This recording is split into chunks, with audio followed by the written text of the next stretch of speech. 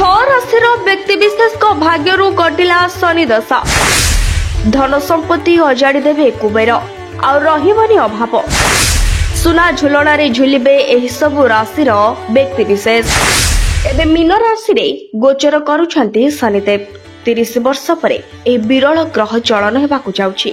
एहाकु ज्योतिर्विद और ज्योतिष माने अत्यंत रहस्यमय समय बोले विवेचना करिसंती। 2028 नवेम्बर पर्यंत बकरी रहिबे शनि महाराज। ए शनि चलन जोगु विभिन्न राशि उपरे भिन्न भिन्न प्रभाव पड़िबो।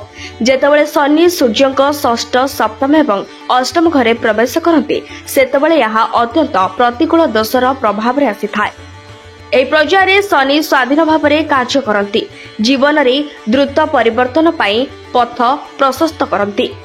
एही समय मध्य शनि शक्तिशाली जोग सृष्टि करेंगे जहाँ अप्रत्याशित सुजोग आनीदेव एही 6 राशि व्यक्ति ज्योतिष माने शनि दीप जालिबा किंबा तांकर सकारात्मक प्रभाव को सुदृढ़ करने मुंड मंडन करने भली प्रतिकारात्मक प्रतिकार मध्य परामर्श दियंती। एभली एक विरल शनिग्रह चलन होइथिबारु एहाकु अत्यंत रहस्यजनक भावे विवेचना करिसेंती ज्योतिर्विद माने। ज्योतिर्विद कहिसेंती एही 6टी राशि उपरे ग्रह चलनर बड़ प्रभाव पड़ि पारे। तेबे आसंतु जानिबा एही राशि रे कोन सबु घटिबाकु जाउछि। आपणक राशि एहा भितरे अछि कि नाही जानिबा पई देखंतु संपूर्ण वीडियो। वृष राशि मीन राशि रे शनि गोचर हेतु वृष राशि पई यार प्रभाव बेस भल रहिबो।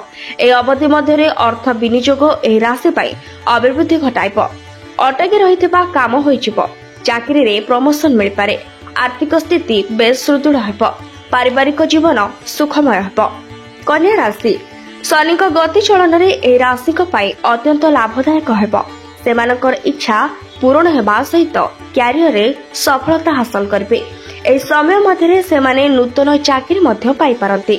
व्यवसाय रे अहेतुक वृद्धि पाइबा सह परिवार सह दूरयात्रा मंगलमय हेबो। तुला राशि शनि को दृष्टिकोणरू तुला राशि व्यक्ति विशेष भाग्य परिवर्तन हेबाकु जाउछि। क्यारियर रे लाभ हेबा सह समस्त प्रयास सफल हेबो। पदोन्नति सूचना मध्य पाई पारंती। व्यवसाय रे लाभ मिलिबो। कर्कट राशि शनि गोचर जोगु पंचम ग्रह रे सबकिछि भल रहिबो। इच्छाकृत कार्यगुड़िक पूर्ण हेबो। शनिवार नियम अनुसरण करंतु। आर्थिक स्थिति सुदृढ़ हेबो। धन संपत्ति वर्षा करिवे कुबेर। टंका पैसा संचय करिवे। परिवार रे शांति बजाय रहिबो। बिछा राशि ए राशिर व्यक्तिक पई शनि गोचर बेस सौभाग्यशाली हेबो। आर्थिक स्थिति मजबूत हेबो। सामाजिक प्रतिष्ठा बढ़िबो। धन लाभ हेबार संभावना भी रहिछि। नुआ चाकरी मिल पारे नचे चाकरी क्षेत्र में प्रमोशन मिलबार सुजोग रहिछि। मकर राशि शनि को गोचर फल रे मकर राशि रे विशेष प्रभाव देखबाक मिलिबो। धन लाभ हेबो। अटकी रहितबा काम होइजिबो। ऋण जदि करथिबे तेबे ताहा परिशोध करबाकू सक्षम हेबे। आर्थिक स्थिति आहुरी मजबूत हेबार संभावना रहिछि। जीवन रे एमिति जणे बंधु आसीबे जहार सहयोग रे आपनक भाग्य खोलिजिबो। Bureau report BNS live.